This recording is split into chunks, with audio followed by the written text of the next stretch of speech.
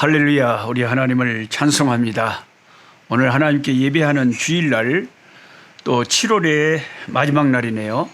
2022년 7월 31일 주일, 꿀송이 보약 큐티 이사야 49장에서 51장의 본문을 가지고 시작하겠습니다. 지금 제가 있는 이 남부 아프리카 이곳에는 비가, 겨울비가 짜락짜락 내리고 있습니다. 더욱 으시시합니다.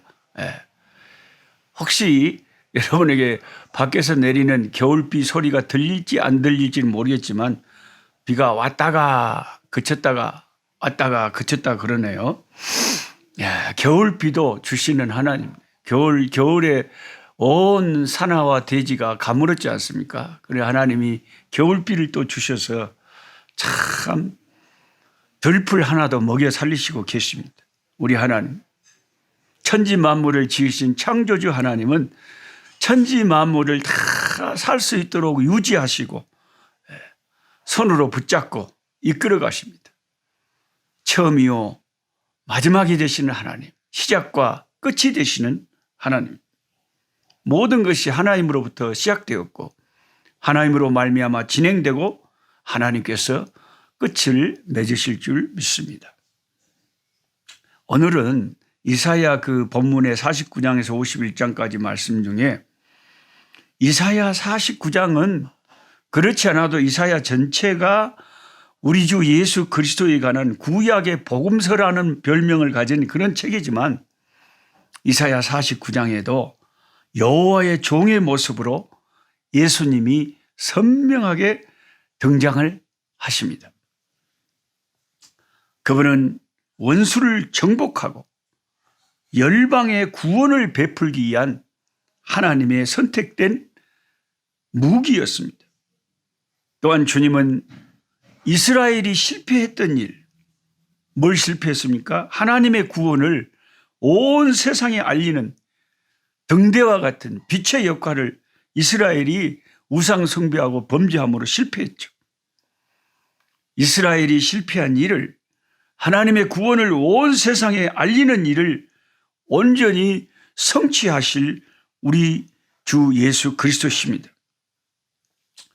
예수님은 이방인들을 하나님께 인도하는 등대 빛이 되는 거죠. 빛이 될 이사야 49장 6절. 온 세상에 비추는 빛이 바로 예수님이에요.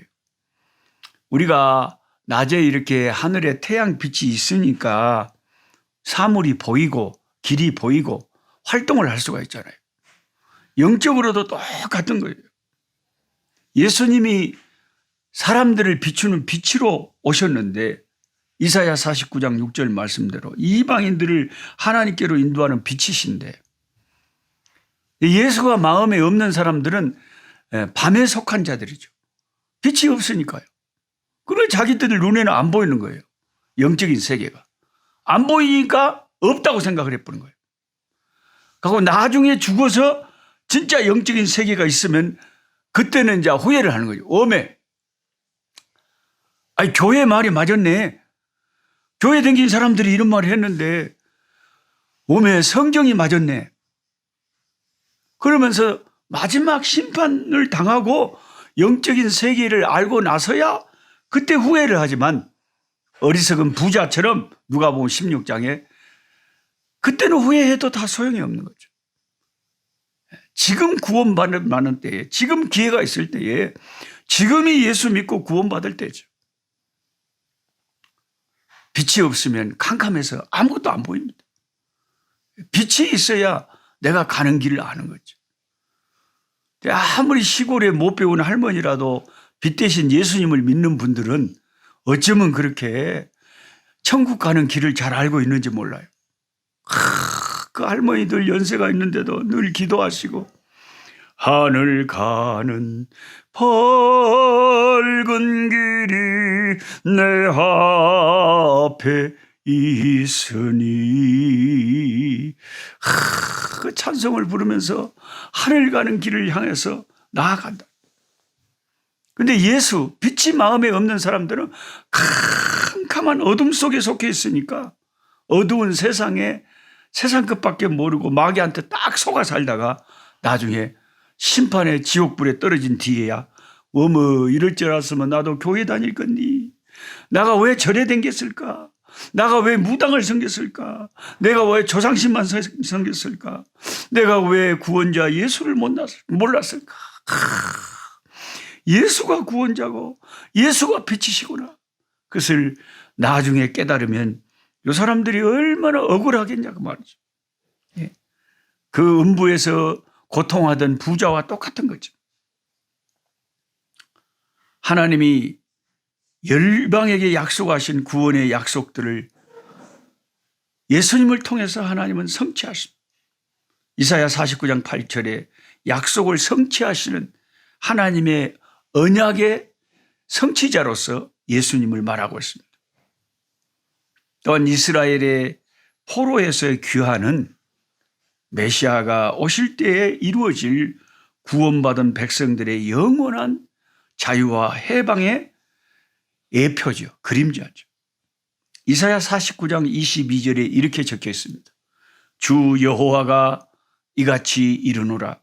내가 문 나라를 향하여 나의 손을 들고 민족들을 향하여 나의 기치를 세울 것이라. 참 이사야를 통해서 선포되는 열방을 향하신 하나님의 선명한 선교의 하나님을 볼 수가 있는 거죠. 이스라엘 백성들은 자기들 특권 의식에 젖어가지고 우리만 여호와 하나님은 우리의 하나님이고 우리만 특별하게 선택받은 민족들이고 이방인들은 다 개돼지 같고 그런 특권 의식에 젖어 살던 유대인을 향해서 하나님은 선지자 이사야를 통해서 여호와께서 열방을 향하여 깃발을 들고 열방을 향하여 손을 펼치리라. 하나님은 이스라엘만의 하나님이 아니라 모든 세상 열방의 하나님이시다. 그래서 이것이 구약에도 예수님 하나님께서 전 세계를 향하신 열방을 향하신 하나님이라는 것을 세계 선교의 하나님이라는 것을 구약에서 많이 말씀하고 있는 거죠. 우리가 신앙생활을 하다 보면 가끔 진짜로 하나님이 나를 돌보고 계시는가? 성경 말씀에는 그대로 나와 함께 계신다고 하셨는데 진짜로 하나님이 나를 돌보고 계시는가 하는 의심이 나도 모르게 스쳐 지나갈 때가 있어요. 그러나 이사야 선지자의 입술을 통해서 하나님은 이렇게 말씀하십니다. 이사야 49장 15절에서 16절. 펜이 있으신 분들은 이 성경이 딱 밑줄 동글뱅이를 치고 잘 읽어보시기 바랍니다.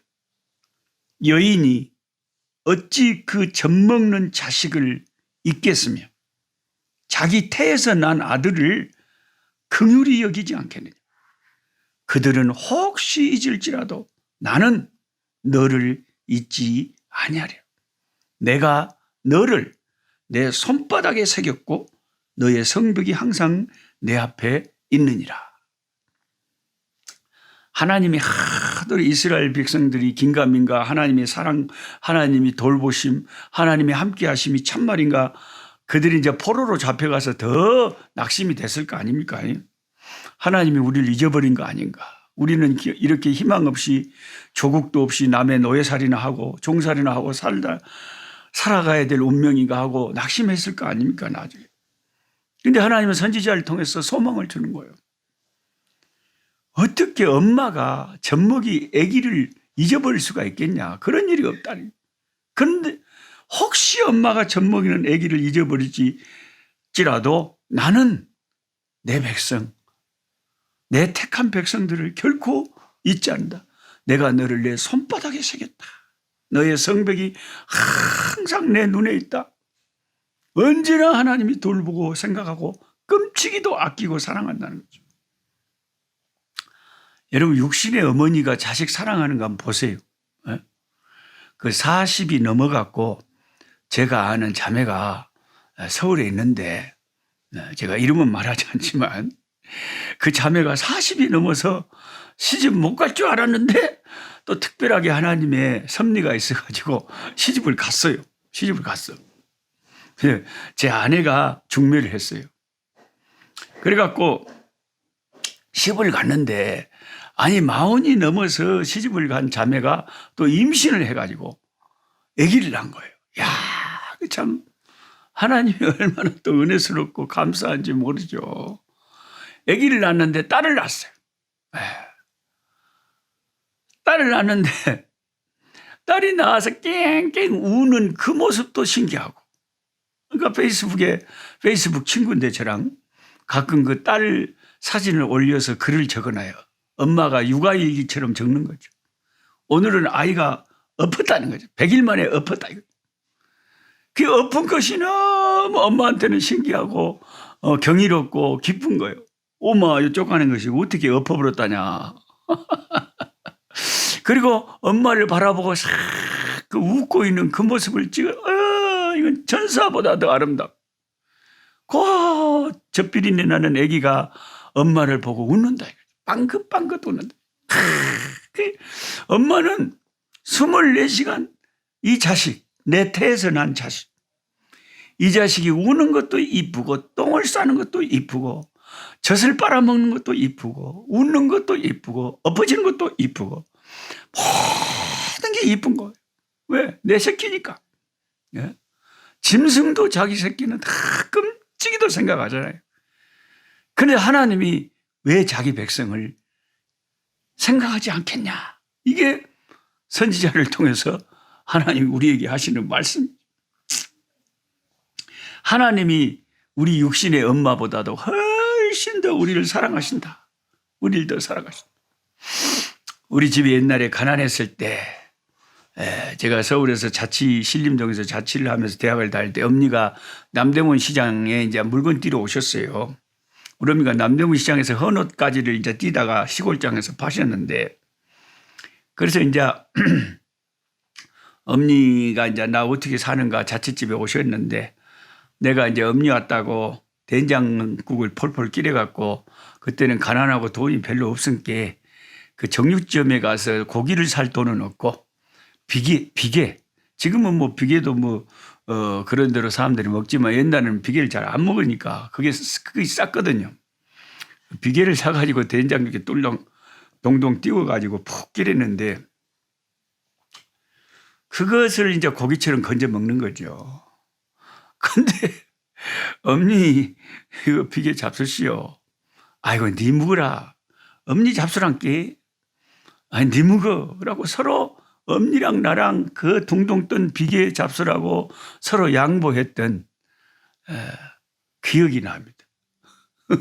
가난한 시절에도 그 부모와 자식 간에는 참 그 애틋한 애정이란 게, 사랑이란 게 있잖아요.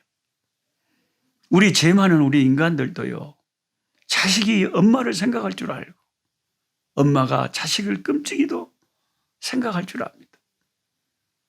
그러니까 그 마른 땅에 자기 논에 물 들어가는 소리하고 자기 자식의 목구멍에 음식 들어가는 소리를 참 사람들이 제일 좋아한다 그러잖아요.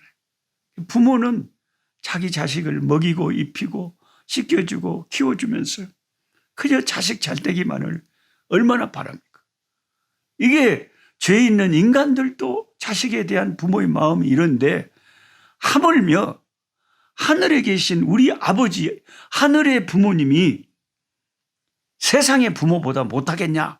이게 선지자를 통해서 하나님이 하신 말씀입니다. 예. 그러므로 저와 여러분, 어려운 인생길을 걸어갈 때도 욥기서에 욥이 했던 신앙 고백처럼 우리가 담대해야 돼요. 나의 평생 가는 길을 주님께서 아시니 나를 연단하신 후에는 내가 천금같이 되리라. 하나님이 주시기도 하시고 또 하나님이 빼앗아 가시니 나는 나의 하나님을 찬송하리로다. 찬송하며 따라가자. 힘들고 어려울 때도 내 뜻대로 안 될 때도 하나님의 뜻이 있음을 믿고 주여 감사합니다. 믿음으로 감사하면서 따라가자는 것입니다. 하나님 우리 아버지, 오늘도 감사합니다. 하나님은 예수님을 만왕의 왕으로 보내주셨고 열방을 비추는 구원의 빛으로 우리에게 보내셨습니다. 많은 사람들은 이 빛 대신 예수님을 알지 못하고 엉뚱한 우상과 엉뚱한 다른 신들을 섬기는 자들이 많지만 천에 하나 만에 하나 우리들을 택하여 주시고 예수 그리스도의 구원의 빛을 발견하고 주님을 따라갈 수 있는 우리를 되게 해주셔서 감사합니다. 하나님, 우리 가족, 우리 친척 가운데 아직도 예수를 알지 못하는 불신 우리 가족 친척들이 예수 믿고 구원받는 놀라운 역사가 우리 인생 가운데 일어날 수 있도록 축복해 주시옵소서. 예수님의 이름으로 기도드리옵나이다. 아멘. 약한 자 힘주시고 강한 자 바르게 주 함자 정택함이 주님의 뜻이라. 해 아래 압박 있는 곳 주 거기 계셔서 그 팔로 막아 주